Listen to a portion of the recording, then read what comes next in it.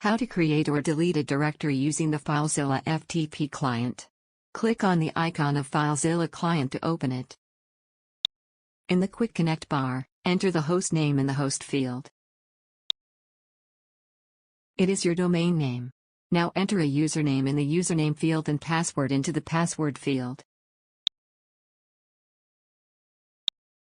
You can use your cPanel username and password as your FTP user and password.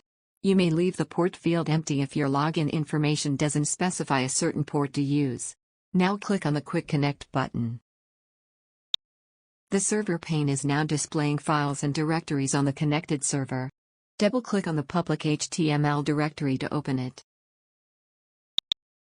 Right-click on the empty space within the file name box and then click on the Create Directory option. Now give a name to the directory and click on the OK button. Notice that the directory images have been created. You can double-click on images to open it. You can create a directory inside any other directory just like the public HTML directory by following the previous steps. Now you know how to create a directory. To delete a directory, right-click on the directory then click on the Delete option. Click on the Yes button to confirm it. The selected directory has been removed. Thank you for watching.